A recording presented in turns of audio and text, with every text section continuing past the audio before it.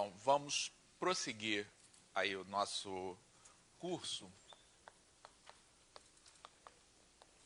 falando um pouquinho sobre probabilidade.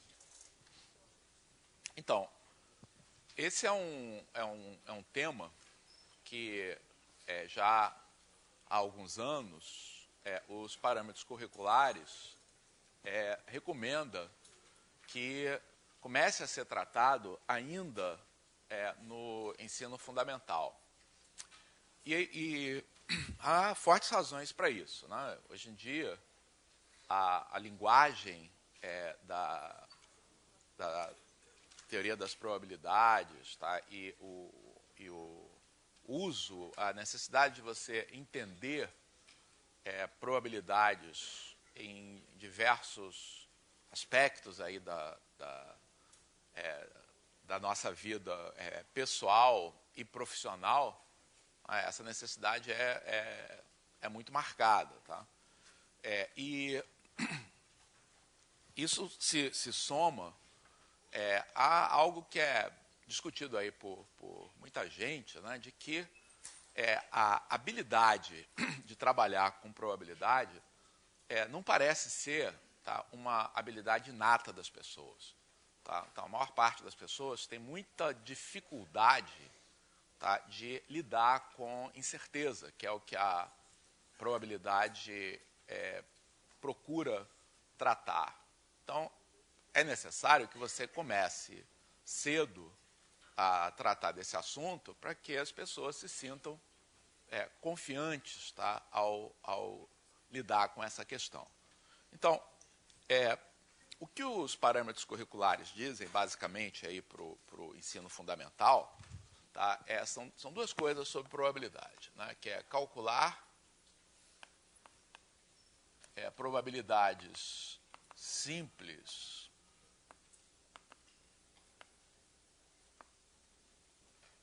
em modelos equiprováveis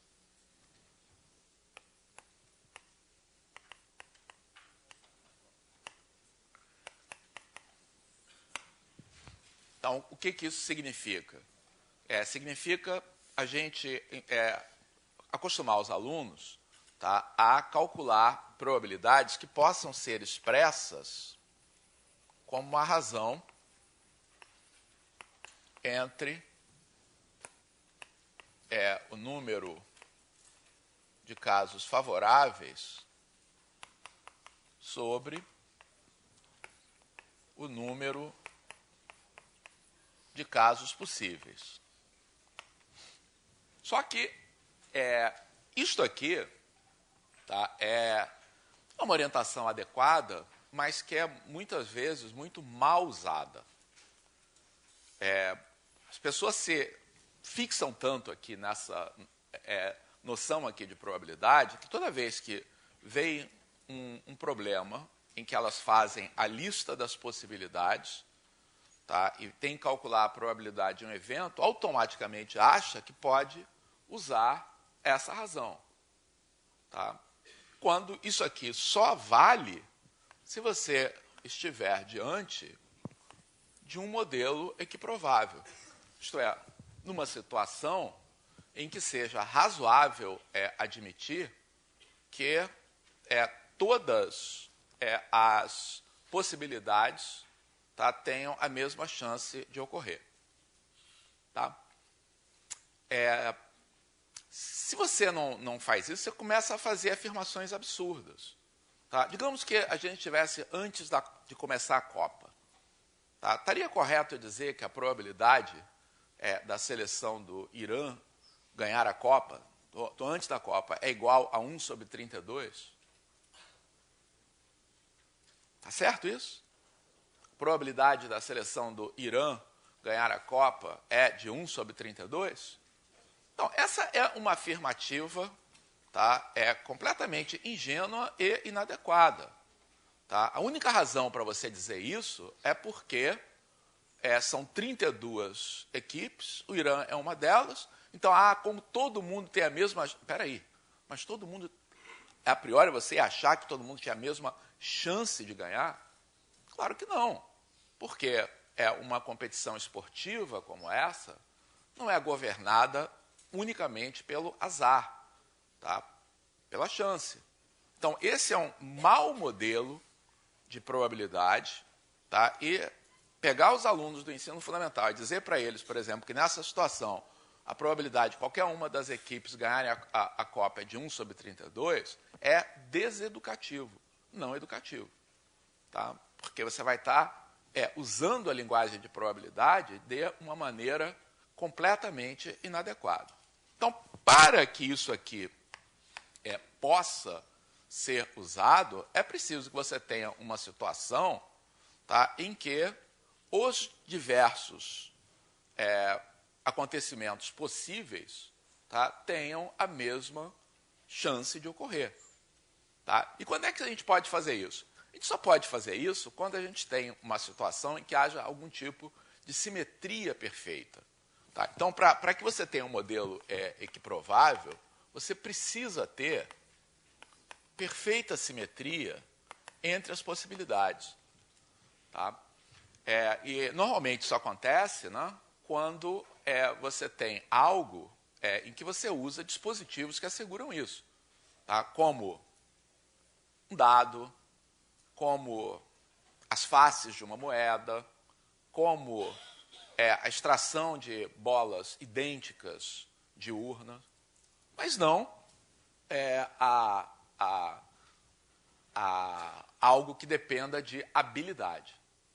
Tá? Então, uma das coisas que ao atuar aí no ensino básico como um todo, é importante aí que vocês estarem atentos, tá? É para ter uma visão crítica das situações em que isto aqui, tá, é razoável de ser aplicado, tá? E, conforme a gente vai ver a seguir, como agir para que isso seja algo razoável de ser aplicado. Tá? A outra coisa aí que normalmente se fala, e normalmente, tanto no ensino fundamental e mesmo no ensino médio, isso na verdade, muito pouco praticado, tá? É que não basta calcular a probabilidade. Tá? Calcular a probabilidade, você vai chegar a um número, e daí? Tá? O importante é a gente começar a construir, tá, um sentimento sobre o que aqueles números significam. Tá? Interpretar essas probabilidades, tá, e aplicá-las, principalmente em situação em que a gente tem que tomar uma decisão. Tá? Se você vai fazer uma coisa ou outra. Tá? É assim que a gente usa a probabilidade, para fazer escolhas normalmente.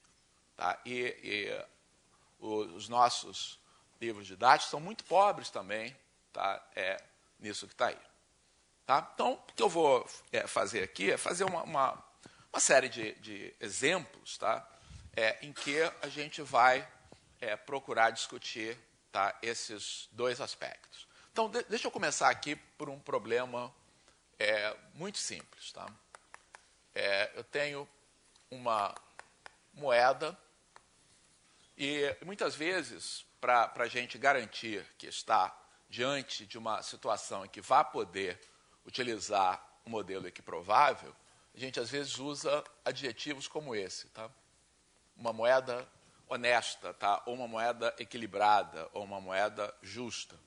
Tá? O que eu quero dizer com isso? Que, ao lançar essa moeda, tá, eu estou admitindo que ela tem uma forma perfeitamente simétrica, né, um cilindro, e que, portanto, cara e coroa saem com a mesma frequência, ou seja, tem a mesma probabilidade de sair. Tá? Então, uma moeda honesta lançada 3 vezes, e aí eu quero saber qual é a probabilidade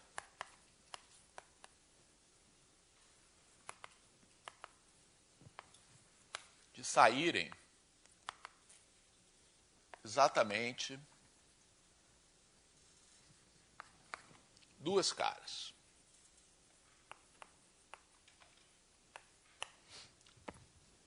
Tá?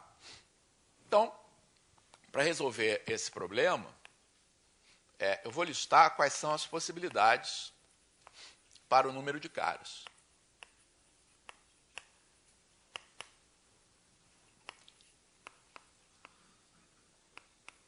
Quais são as possibilidades para o número de caras em 3 lançamentos? No mínimo, saem quantas caras? 0. Pode sair 0 caras? Pode. Pode sair 1 cara? Pode. Pode sair 2 caras? Pode. Pode sair 3 caras? Pode. Pode sair 4 caras? Não. 3 lançamentos, ou eu tenho 0, 1, 2 ou 3 caras. Eu quero saber qual é a probabilidade de saírem 2 caras. Tá? Então, qual é essa probabilidade, então? São 4 casos possíveis, dos quais quantos são favoráveis ao que eu estou pedindo? 1. Qual é a probabilidade? 1/4. Ok?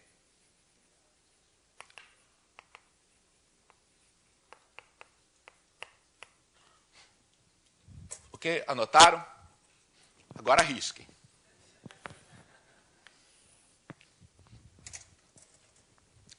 Tá? Porque essa solução está errada. Tá? Mas vejam, como é fácil, desde que você fale assim com autoridade, né, você tapear as pessoas quando você está falando de probabilidade. Tá? Então, na verdade, eu risquei tudo, mas, na verdade, o que está errado é só isso aqui. Tá? Essas são as possibilidades mesmo. Tá? As possibilidades para o número de caras realmente é 0, 1, 2 ou 3. O que está errado?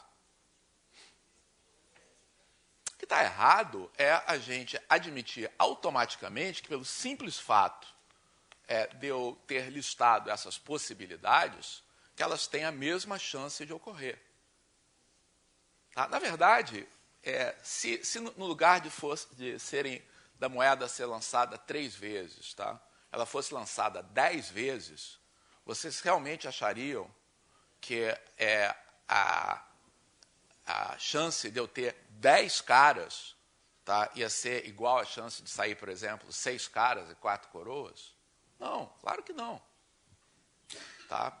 Ou seja, não há nenhuma razão para a gente supor que essas possibilidades tenham a mesma chance de ocorrer. E, na verdade, toda vez que você propõe um modelo equiprovável, você tem que ter uma razão forte para defender que esse modelo seja equiprovável.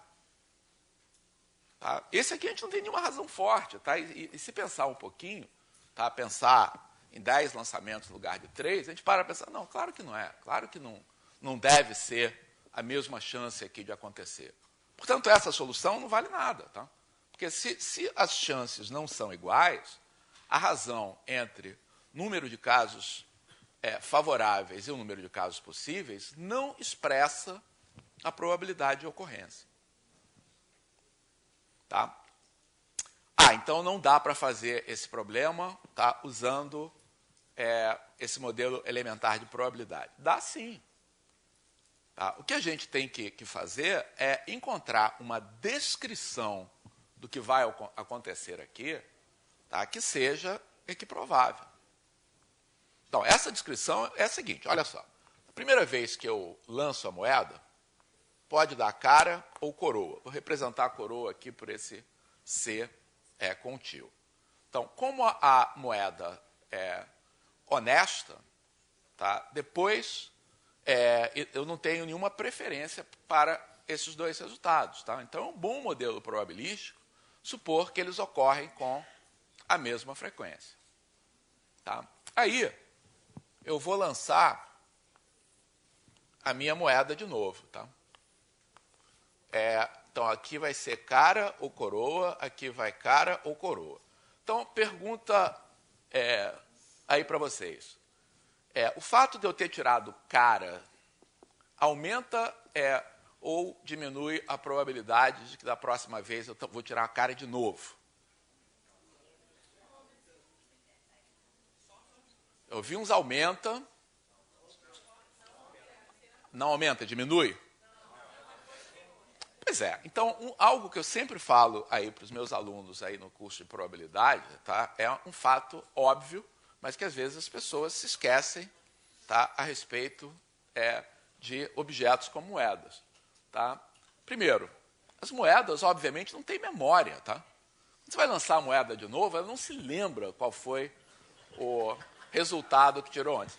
Agora, além de não ter memória, elas também não têm senso de justiça. Tá? Elas não vão ficar, puxa, saiu caro, agora eu vou compensar com uma coroa.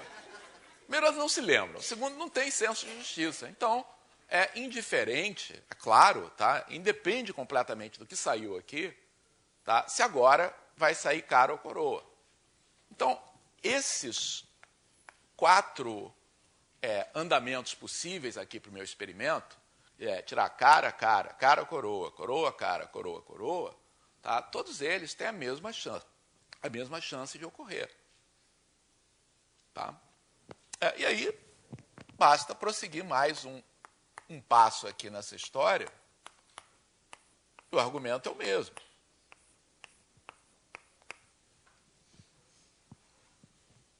Tá?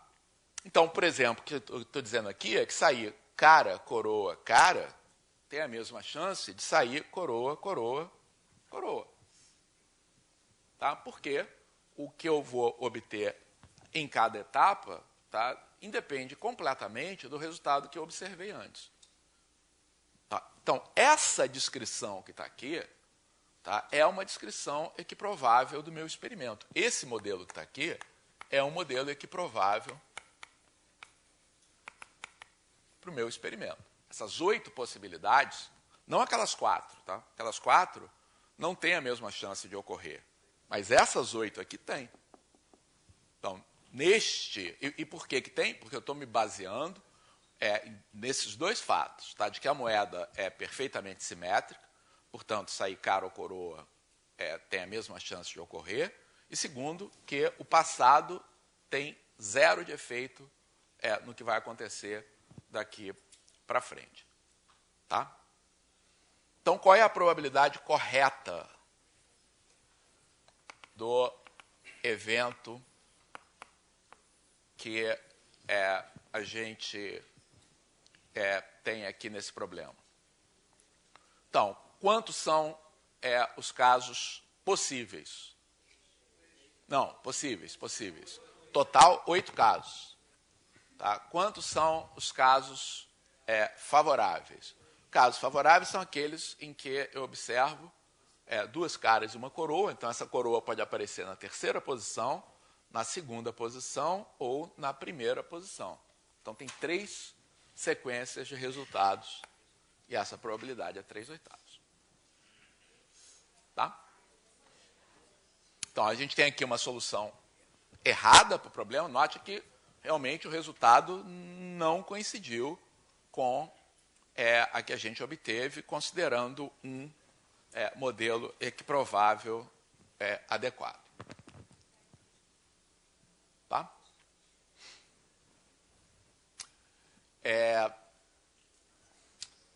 Vamos ver se vocês se convenceram, tá, de que moedas não têm memória nem senso de justiça.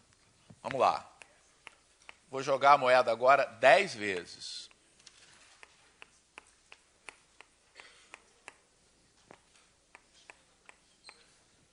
Qual dessas 2 sequências tem a maior probabilidade de ocorrer? Sequência de cima em que sai tudo coroa, e a sequência aqui de baixo em que eu tenho uma alternância assim, razoável de caras e coroas. Qual das 2 sequências tem a maior chance de ocorrer? Essa sequência. Qual das 2 sequências tem a maior chance de ocorrer?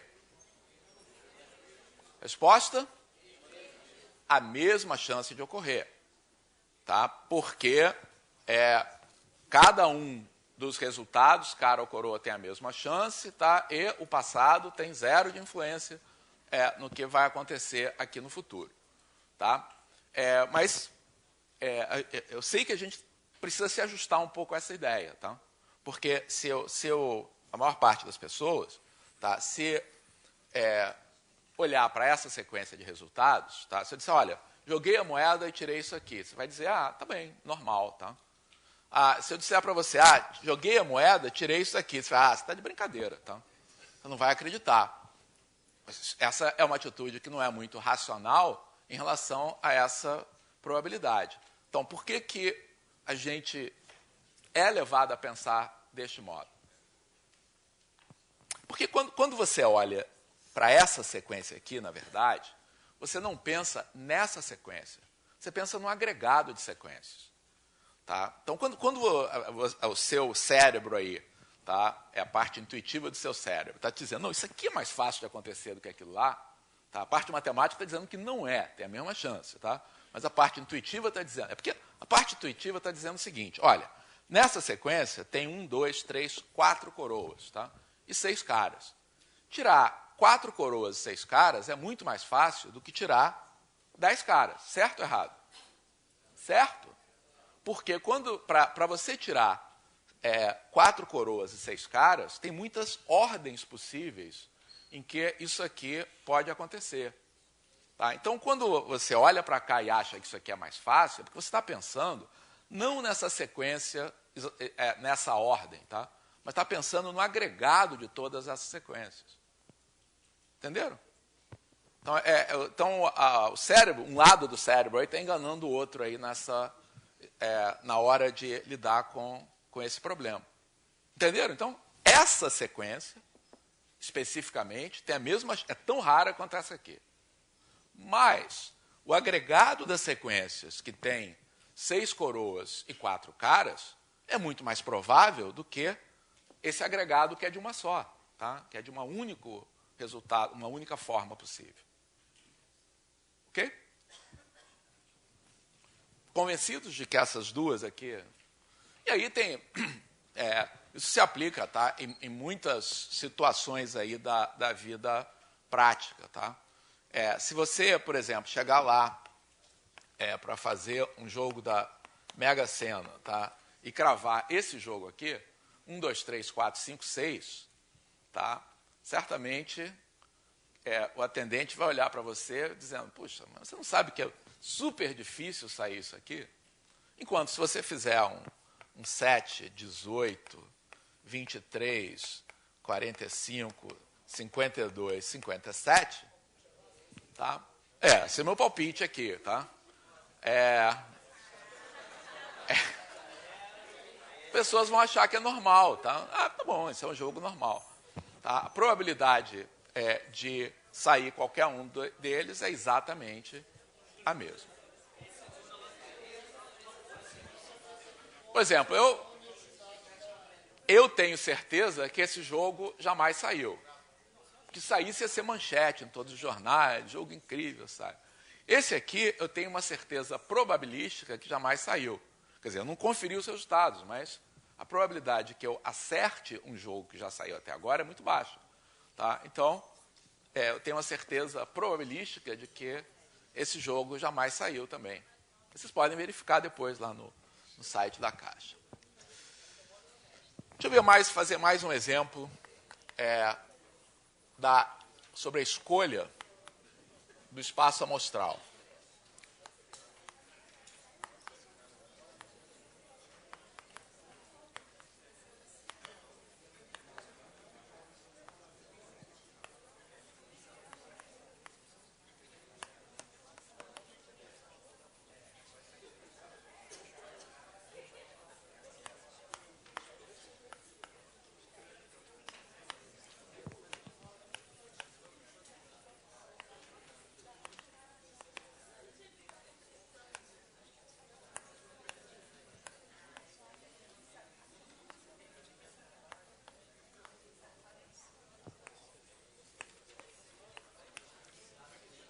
Então,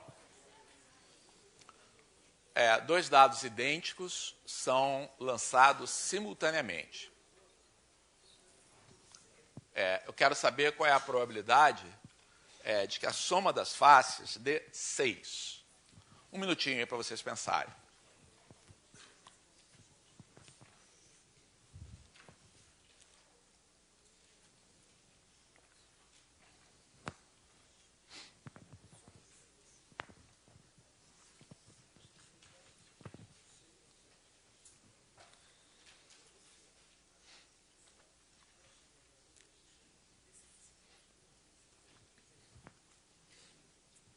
mais.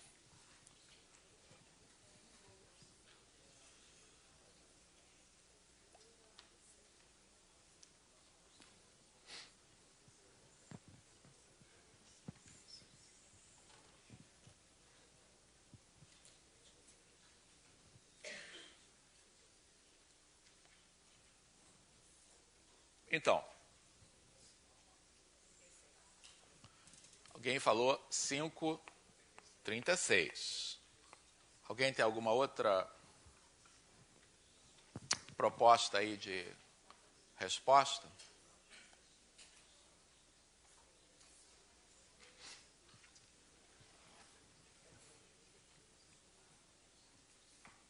Não?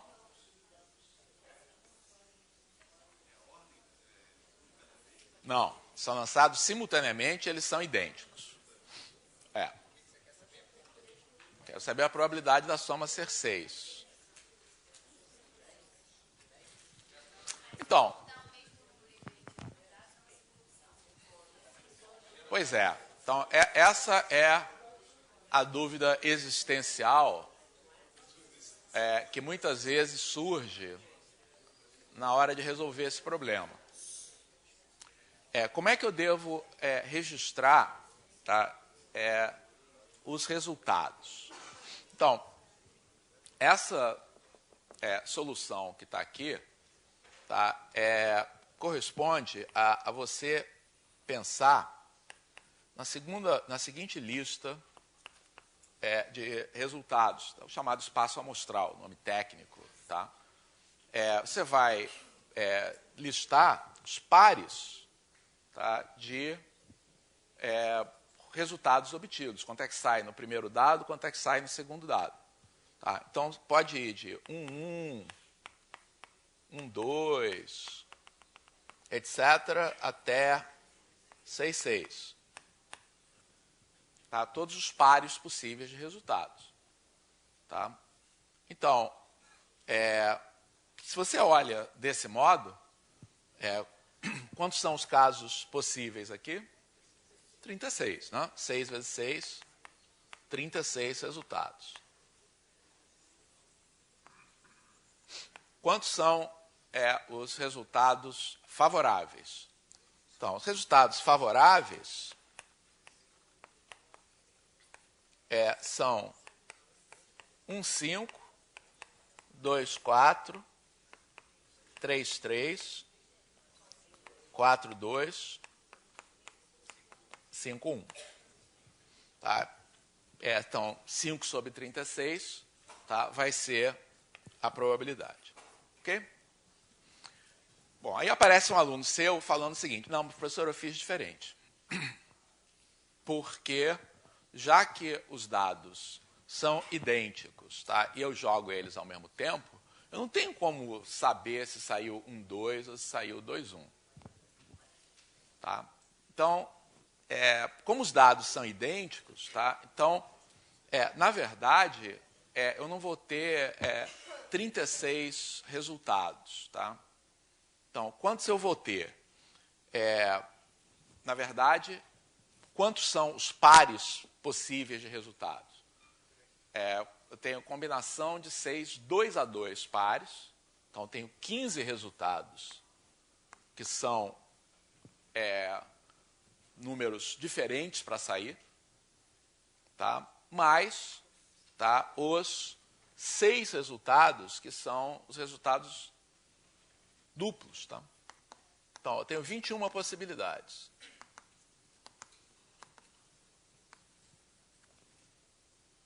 Tá? Dessas 21 possibilidades, quantos são os favoráveis? 3, porque pode sair. Então, esses 2 aqui eu conto como um só, esses 2 aqui eu conto como um só, tá? Esses 2 aqui eu conto como um também. Tá? Então, são 21 possibilidades, 3 favoráveis.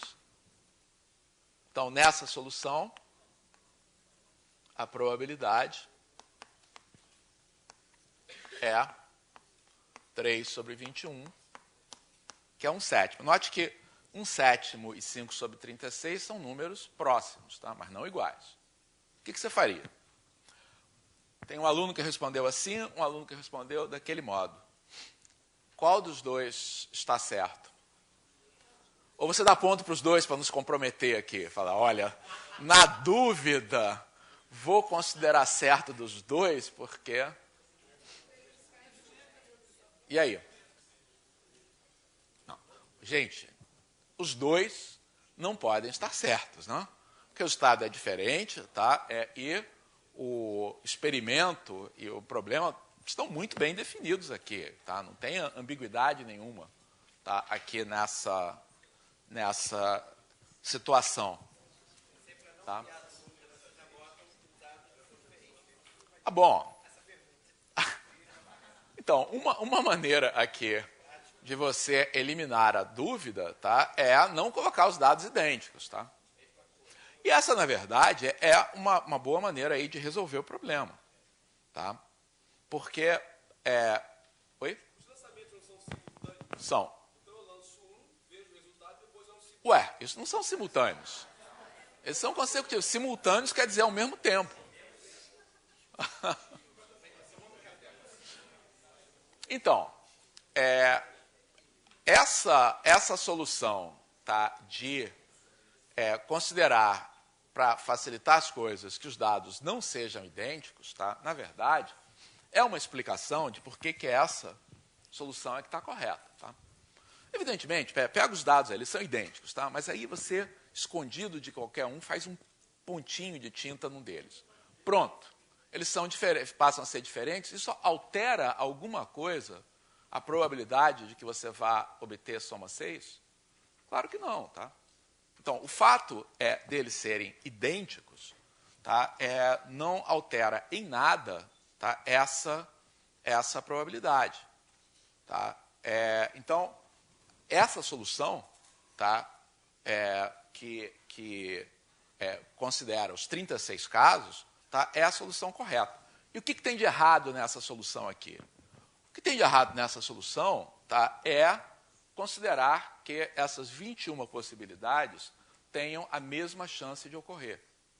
Tá? Por quê? Porque uma possibilidade como essa que está aqui, tá, tem menos chance de ocorrer do que essas duas juntas. Tá? Então, este modelo que está aqui não é um modelo equiprovável.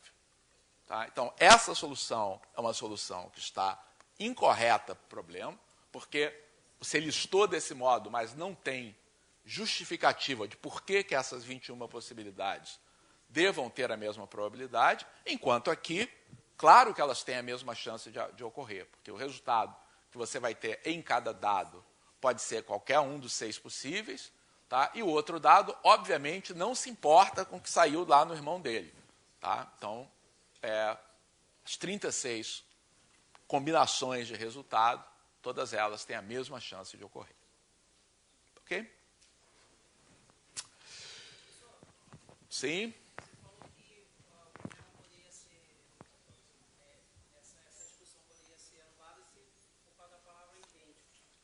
Ah. Não. A pergunta eu falei que essa discussão poderia ser anulada se eu tirasse a palavra idênticos aqui. Tá? Sim. Então, se os dois dados fossem um amarelo, tá, e um vermelho, ninguém teria nenhuma dúvida de que a primeira solução é a correta. Ninguém cogitaria da segunda solução. Tá?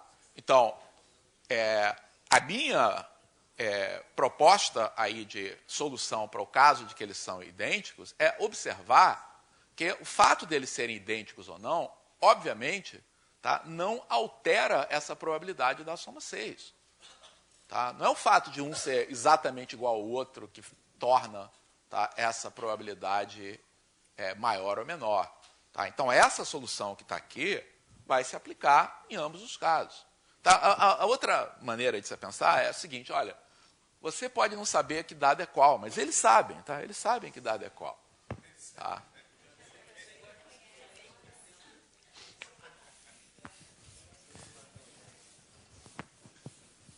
Muito bem. Vamos a outro exemplo aqui.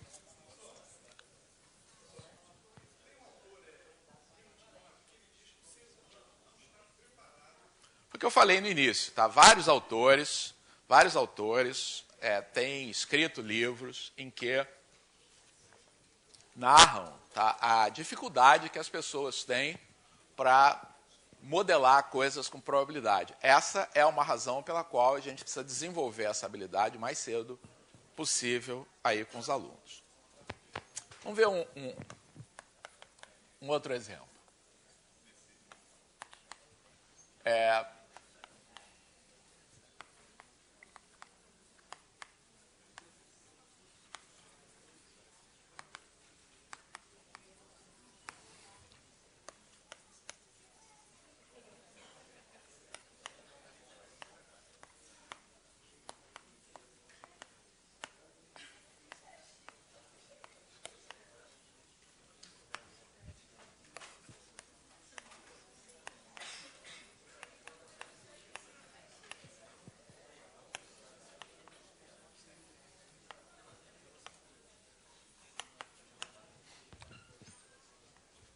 Então, digamos que eu tenho essa situação aqui.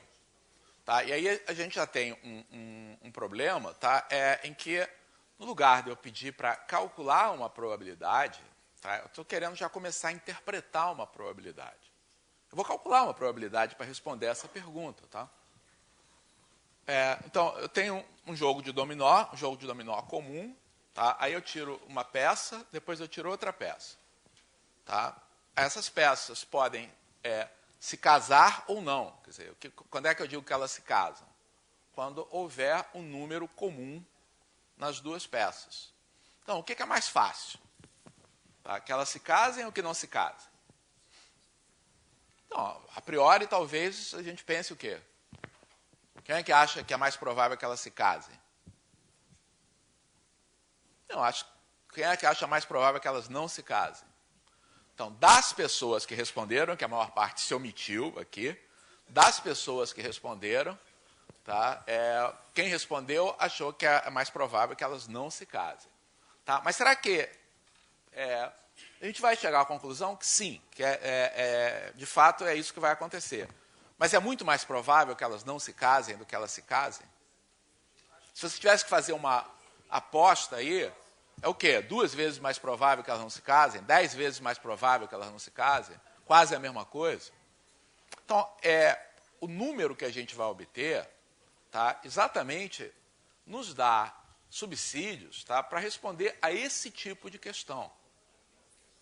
Tá? Se é mais provável e quão mais provável é que elas não se casem. Tá? Bom, então, para resolver esse problema, a primeira coisa a fazer é descrever o nosso objeto de estudo, tá? As pedras de dominó. Tá? Quantas são as pedras de dominó? As 28, porque vocês sabem lá, já contaram lá do filho, do irmão, ou sabem por que são 28? Como é que é? Não, combinação de 7, 2 a 2 mais 7, tá certo. Combinação de 7, 2 a 2 mais 7. Tá?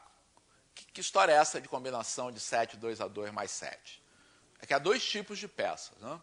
Tem peças do tipo AB, em que você tem 2 números distintos, tá? Números que vão de 0 a 7, né?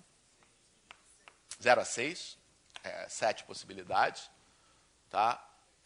E tem peças do tipo AA, em que os 2 números são iguais. Então, quantas peças desse tipo existem? Combinação de 7, 2 a 2. Tá? Ou uma outra maneira de pensar é que para formar uma peça como essa, tá, o número A pode ser qualquer um dos 7 números. O número B, tá, pode ser qualquer um dos 6 números restantes. Mas ao fazer esse produto 7 vezes 6, eu estou contando essas peças 2 vezes. Né? Então, estou contando a 2, 5 e a 5, 2, as 2 vezes. Então, tem que dividir isso aqui por 2. Ou seja, estamos redescobrindo aqui a fórmula das combinações simples, né? Então, vai ser 7 vezes 6 sobre 2, que é igual a 21. Tá? E, agora, peças do tipo AA tem 7. Tá? Então, total, 21 mais 7, 28 peças. Ok? Claro que quando eu sorteio duas peças, cada uma dessas 28 peças tem a mesma chance de ocorrer. Aliás, um comentário para facilitar a minha solução, tá, eu coloquei que as duas peças de dominó são sorteadas em sequência e estou assumindo sem reposição. Tá? Você tira uma, depois tira outra. Faria diferença se elas fossem retiradas ao mesmo tempo? Não, nunca faz diferença. Tá? Então, retirar consecutivamente, sem reposição, tá? Ou retirar todas ao mesmo tempo, sempre conduz as mesmas probabilidades. É fácil a gente fazer as contas para verificar. Vai ter sempre um fator de P fatorial no numerador e denominador dessas contagens. Tá? Então, não faria diferença se eu tirasse juntas ou tirasse em sequência. Bom, então, quantos são os casos possíveis nessa situação? Se eu vou tirar duas peças, quantos são os casos possíveis? A primeira peça, quantas possibilidades eu tenho para a primeira peça? Não. Vou tirar duas peças dessas 28 aqui, né? Então, a primeira peça que eu vou sortear pode ser qualquer uma das 28. E a segunda, qualquer uma das 27 restantes. Tá? Então, esse é o número de possibilidades, tá, que eu tenho. 1 minuto para vocês calcularem quantos são os casos favoráveis. Não fica olhando para mim, não. Olhem para o papel, que é melhor. Quantos são os casos favoráveis?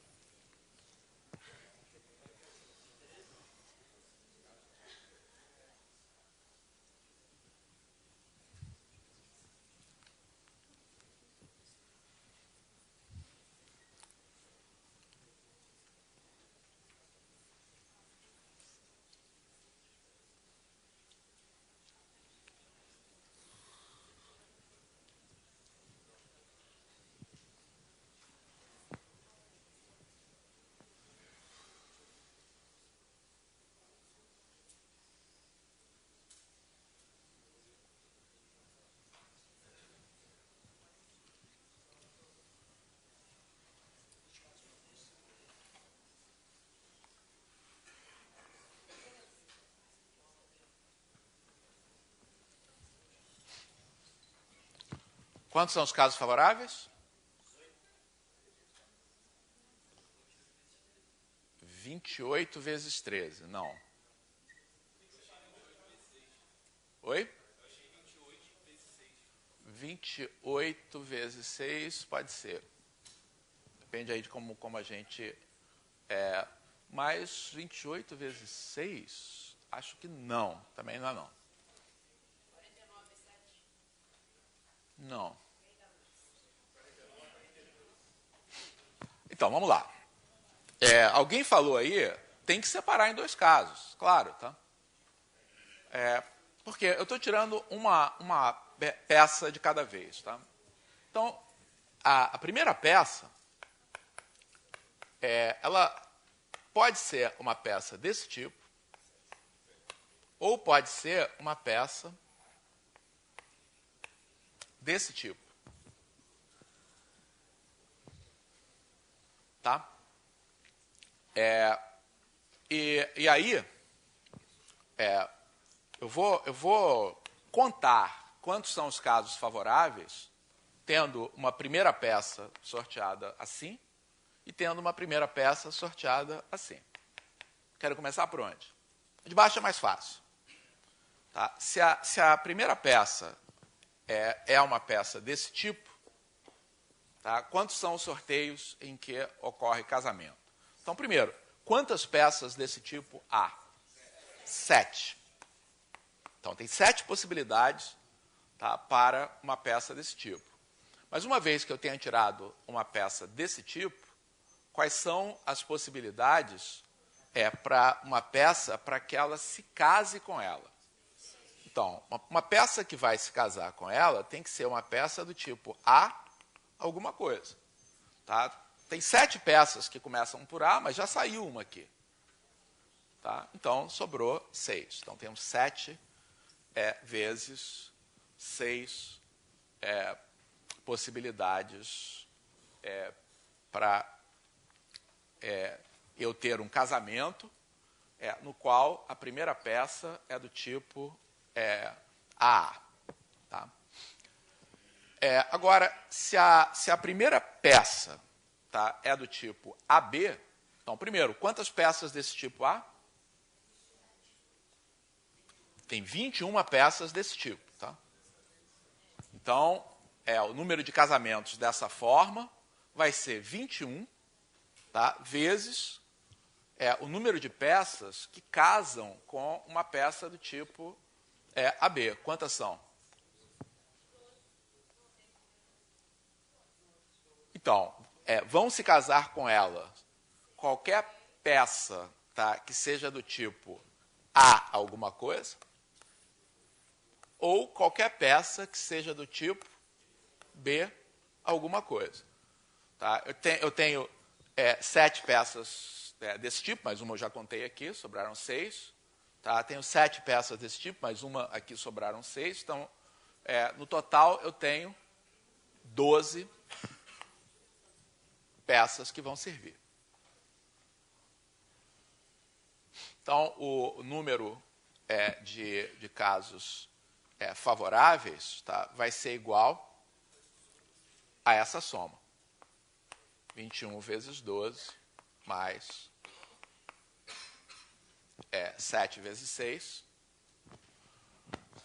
E aí a gente pode colocar... não, vamos simplificar de uma vez a probabilidade aqui. Isso é 49 vezes 6? Ah, tá bom. 49 vezes 6 é uma das maneiras aí de organizar, não? Porque 49 vezes 6 isso aqui? Ah, tá. Tá certo. Então, essa probabilidade aqui no final, porque eu já vou simplificar aqui nessa expressão.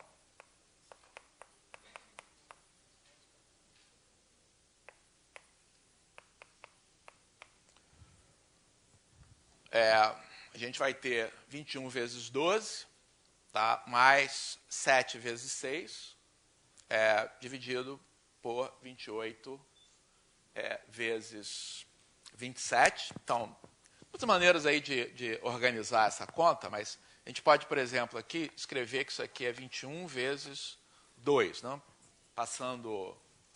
Escrevendo 6 como 3 vezes 2. Tá? Então, de organizar de outro modo, né? 21 vezes 14, 28 vezes 27. Agora tem um bocado de simplificação aí para fazer. Né? A gente vai ter 3/4. Aqui ficam 9 embaixo. Aqui 2. Então dá 7. 18avos. Tá? Então, a probabilidade de que haja, tá, um casamento, tá, aí, dessas duas peças, tá, é igual a 7/18avos. Tá? Então, muitas vezes, tá, a gente expressa... Então, quando você tem uma situação que você tem duas possibilidades, tá, casar ou não casar, tá, você expressa isso aí em termos de chances relativas. Tá? Então, quais são as chances relativas aí? São de 7 para 11. Tá?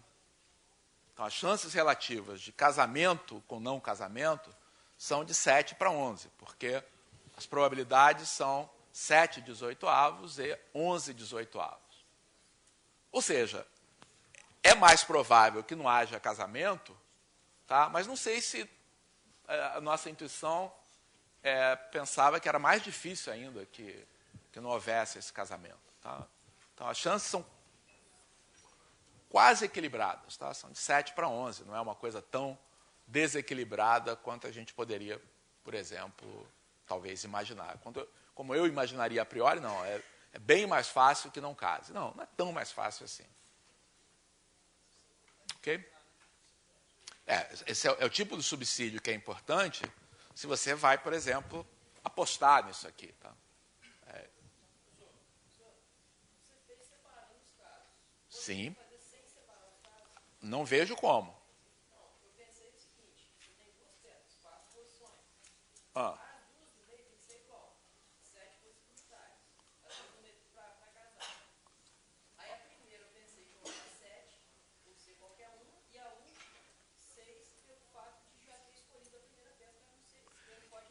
Mas a peça não tem ordem, tá?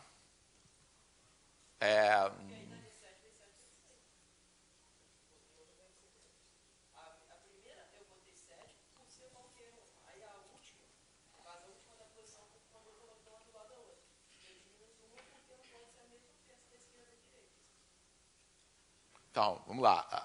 A contagem aqui que ele fez para o número de casamentos, tá, foi, primeiro, imaginar que essas... Então, as peças, uma vez que elas sejam tiradas, tá, elas vão ter que poderem ser ajustadas, tá, deste modo. Né? Então, ele colocou essas peças, tá, da maneira como elas vão ser ajustadas. Então, aqui é a primeira peça sorteada, tá? Aqui é a segunda peça sorteada. Então, como essas duas peças podem ser? Então, este número em que vai haver o casamento, então, o que ele imaginou foi que tirou duas peças que se casam, tá? E está arrumando essas peças da maneira como esse casamento pode ser feito. Tá? Então, quando a gente conta, tá, esse número de configurações, tá, a gente está contando, sim, quantas são as possibilidades de sorteio. Então, essa peça interna, o número interno que aparece aqui para o casamento, pode ser qualquer um dos 7 números possíveis. Então, digamos que tenha sido o 2, tá, aqui. E agora nós temos que escolher quem vai ser o companheiro do 2 na primeira peça, tá? E quem vai ser o companheiro do 2 na segunda peça. Para a escolha do companheiro do 2 na primeira peça, eu tenho 7 possibilidades, e aí sobram 6 aqui. Correto. Boa, ótima solução. Tá? Então, para dar essa solução, não basta você pensar nas peças. Tá? Você tem que pensar em tirar as peças e arrumá-las, tá? Para fazer o casamento, tá? Para que você possa ordenadamente pensar, tá, nessas possibilidades. Tá perfeito, tá correto. Muito bem. Bom, deixa eu aproveitar esse finalzinho aqui do tempo que a gente tem.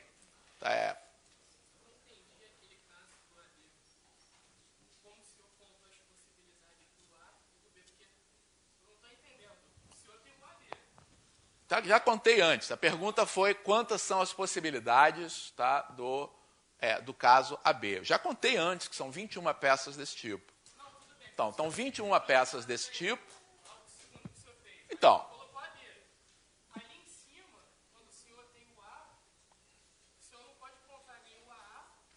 posso. A segunda peça pode ser A. Eu estou contando a primeira peça sorteada. A primeira peça é desse tipo, a segunda pode ser de qualquer tipo. Eu não estou dizendo que uma das peças é desse tipo e outra é assim. Eu estou olhando para a primeira peça. O AA aparece aqui como uma possibilidade de sair. Tanto AA quanto BB. Tá? Então, deixa eu projetar um problema que caiu na prova do Profmat de acesso aqui em 2014, tá? Esse mesmo. Tá? E que se refere a um conteúdo de probabilidade, tá? Que é extremamente útil, tá? Uma noção extremamente importante, tá? Mas que, por alguma razão, não faz parte do que normalmente é discutido no ensino básico. Tá? Mas caiu na prova. Tá?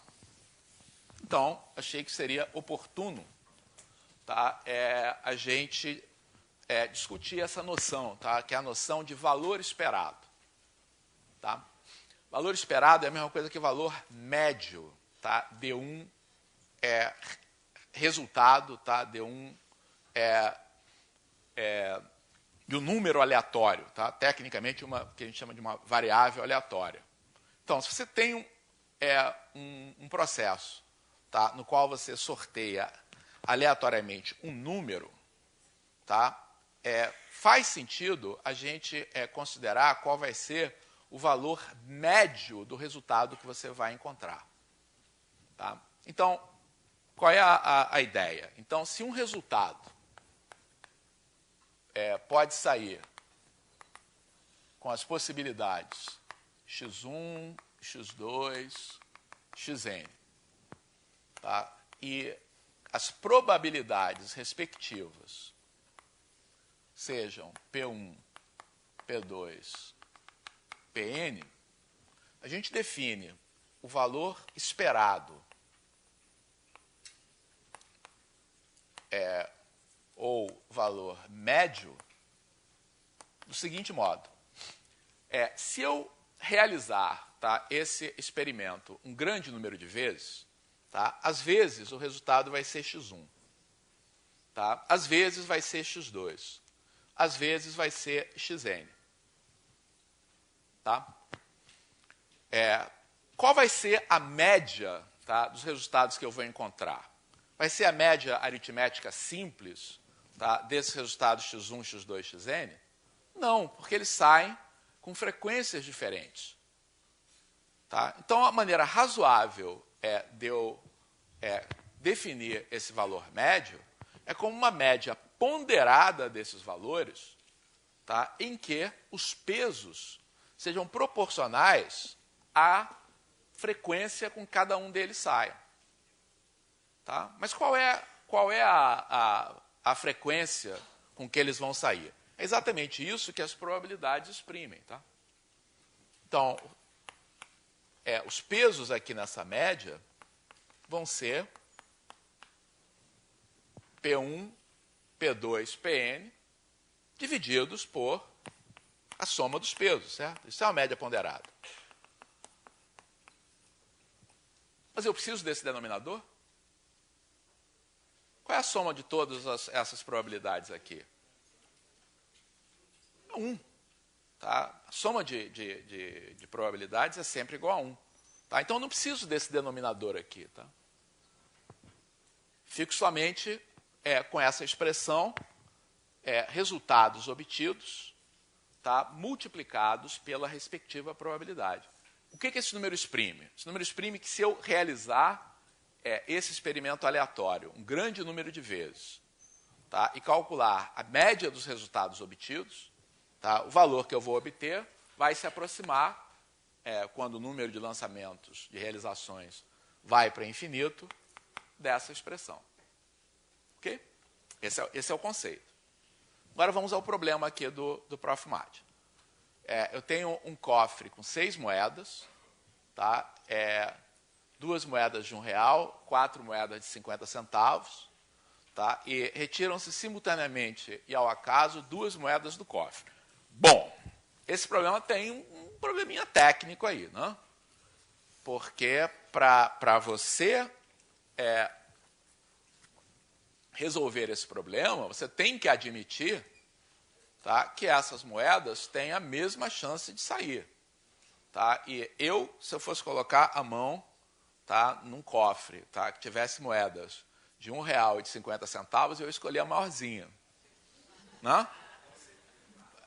Então, essa coisa aí é um problema que tem uma dificuldade técnica. Tá? Dá para levar em conta o que acontece com esses tamanhos diferentes? Não dá, tá? Não tem como fazer isso. Então, muitas vezes, tá, quando você está resolvendo um problema, você tem que ser um aliado, tá, de quem enunciou e não ser um inimigo dele. Tá? Então, tem que olhar. O que o cara está querendo aqui é supor que tinha jeito desse enunciado? Claro que tinha. Tá? Em vez de botar a moeda lá, tinham 6 fichas idênticas, tá? 2 no valor de R$1, tá? 4 no valor de 50 centavos. Tá? O valor podia não estar na moeda, tá? Mas podia estar lá no objeto que garantisse iguais chances. Então, você retira 2 moedas, e aí pergunta qual é a melhor aproximação do valor esperado da média aritmética dos valores das 2 moedas retiradas do cofre. Então, como é que a gente resolve? A gente tem que listar as possibilidades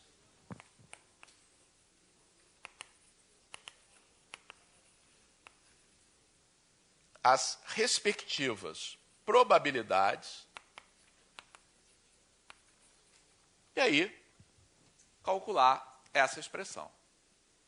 Então, quais são as possibilidades, tá, para as 2 moedas que eu vou tirar? Então, elas são sendo... então, mais uma coisa. Tá? É mais simples se a gente pensa, tá, que no lugar de tirar as moedas simultaneamente, a gente tira uma de cada vez. Tá? Não faz diferença. Tá? Na solução, inclusive, do problema aí no site do Profmat, ela é resolvida tirando uma de cada vez. Então, quais são as possibilidades aí, tirando uma de cada vez? 50. Então, vamos colocar em ordem aqui dos valores. 50, 50. 50, 1. 50 e 1. Para cada uma dessas possibilidades, eu tenho um valor da média. Né? Qual é a média aqui? A média aqui é 50. Vou botar uma coluna aqui com a média. Tá? Aqui é 50. Aqui é 75. Aqui é 75. Aqui é R$1. Tá? Agora, quais são as respectivas probabilidades? Então, qual é a probabilidade associada a cada um desses casos? 1/4 para cada um? 4 casos, probabilidade 1/4 para cada um, certo? Não, claro que não. Claro que é muito mais fácil aqui você tirar 50-50 do que 1. Ainda que fosse a mesma quantidade, não seria o modelo equiprovável. Seria mais fácil. Não, se fosse a mesma quantidade para essa situação, com essa lista aqui, seria. Tá? Não seria, mesmo nesse caso não seria. Ainda que fosse a mesma quantidade. Tá? Aqui, claro que não é. Então, como é que a gente calcula cada uma dessas probabilidades? Então, para quem tem mais experiência com probabilidade, tá, pode calcular usando probabilidade condicional, etc. Então, alguns de vocês certamente estão pensando nisso. Tá? Mas a gente pode calcular como número de casos favoráveis sobre o número de casos possíveis. O número de casos possíveis é sempre o mesmo, que eu estou tirando duas moedas, que vai me dar um total de quantos casos possíveis? A primeira moeda pode ser qualquer uma das 6 moedas que estão lá. Tá? A segunda moeda pode ser qualquer uma das 5 restantes. Tá? Então, em cada uma dessas probabilidades, o denominador vai ser 6 vezes 5.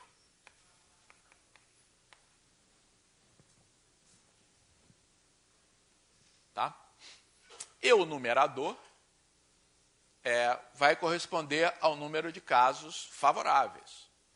Então, qual é o número de casos favoráveis para saírem 2 moedas de 50 centavos? 4, pode ser qualquer uma delas, vezes 3, pode ser qualquer uma das restantes. Tá? Para sair 50 centavos, R$1. 4, qualquer uma das moedas de 50 centavos, vezes 2, correspondentes às 2 moedas de R$1. Para sair 1,50, 2 vezes 4. Para sair 2 vezes 1.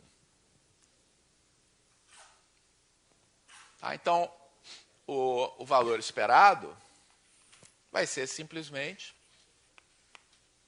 o resultado de multiplicar cada uma dessas médias pela respectiva probabilidade e somar. Então, isso vai dar 0,5 vezes 12 trintaavos. 12 trintaavos dá 2/5, né? Mais 0,75 8 trintaavos, 4/15. 0,75 de novo, 4/15. Mais 1 vezes 2 sobre 30, 1/15. Se você fizer essa conta, vai encontrar que isso dá 0,67. Na verdade, dá a dízima 0,6666, etc.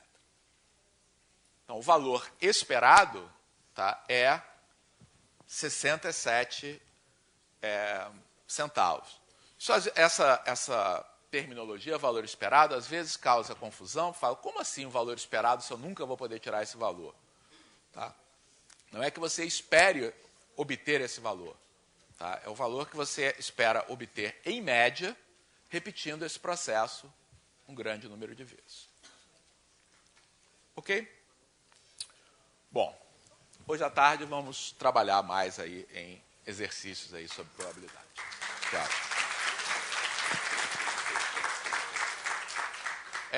Pessoal aqui do Rio...